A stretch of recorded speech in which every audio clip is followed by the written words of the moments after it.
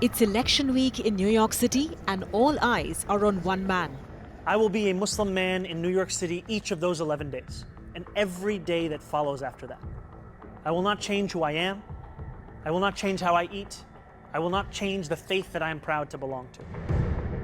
Zohran Mamdani, a 34-year-old state assemblyman, a child of immigrants, and now the frontrunner to become New York City's first Muslim mayor.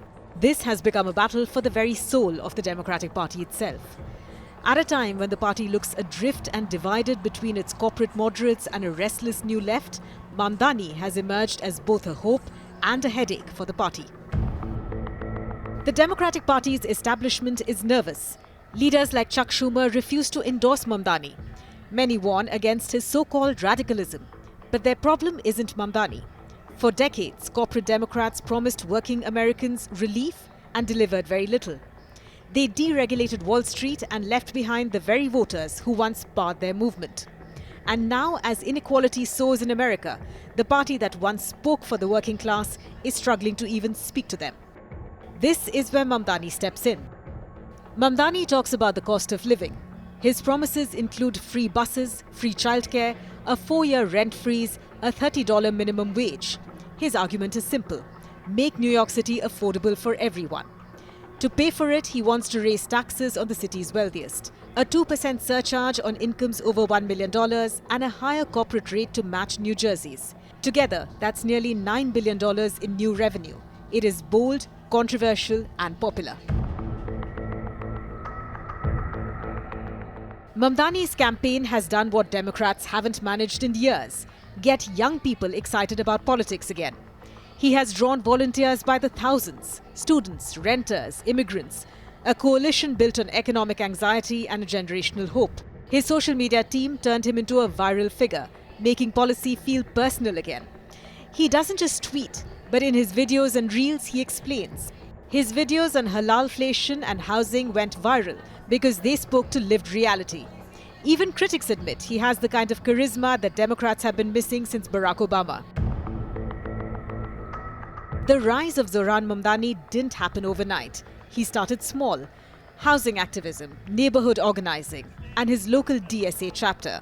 He ran for mayor when nobody asked him to. Not the progressives, not the party, not even the socialists. He built something that went beyond just slogans: a coalition across religion, class, and borough lines. Muslims, South Asians, Black New Yorkers, working class families, united by one word, which is affordability. Since winning the primary, Mamdani has been busy proving he can grow from activist to administrator. He has met with city business leaders, financiers, and skeptics. He has promised to listen, to compromise, to govern.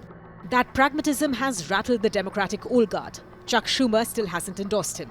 Even former Democrat President Bill Clinton has thrown his support behind Andrew Cuomo, a man whose campaign now thrives on anti-Muslim rhetoric and attacks we usually hear from Donald Trump.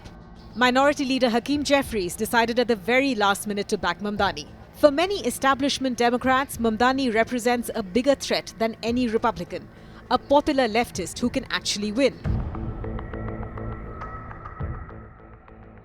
But his rise hasn't been without turbulence. In the final stretch of the race, conservative media turned on him hard, painting him as reckless, foreign-funded, and anti-Israel.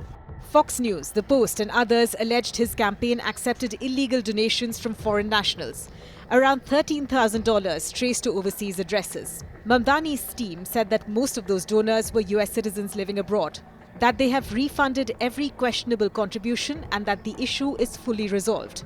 But that hasn't stopped watchdog groups from filing criminal referrals with the Department of Justice and Manhattan District Attorney Alvin Bragg. The claims could take months to investigate, long after the ballots are cast. Then came a resurfaced video, a 2023 clip showing Mamdani at a Not on Our Dime rally, calling to end New York's subsidy of Israeli settler crimes. It reignited the debate over his pro-Palestinian stance and reopened deep divisions within New York's strong Jewish community. Mamdani has been clear he opposes occupation, not Jewish New Yorkers. But his critics say his tone alienates a community still scarred by rising anti-Semitism. He calls the criticism unfair, saying his goal is consistency, justice for everyone, whether in Astoria or Gaza. It is a stand that is both admired and attacked. In the closing days of the campaign, conservative outlets found a new way to go after his policies by invoking Kansas City. When the city ended its free bus program and a public-private grocery store closed, right-wing media seized the stories as proof that Mamdani's ideas just won't work. But the comparisons don't really hold. Kansas City's transport budget is a fraction of New York's. Its grocery model was private, not public. Experts call it apples and oranges. What Mamdani represents goes far beyond New York. It is about whether Democrats can still be the party of working people, or whether the ground has permanently shifted. He is not afraid to take on Trump or his party. He has promised to stand up to federal overreach, to fight ICE raids, and if it ever came to it, even arrest Israeli Prime Minister Benjamin Netanyahu under international law. That one may be legally impossible, but it tells you something about where his politics lie.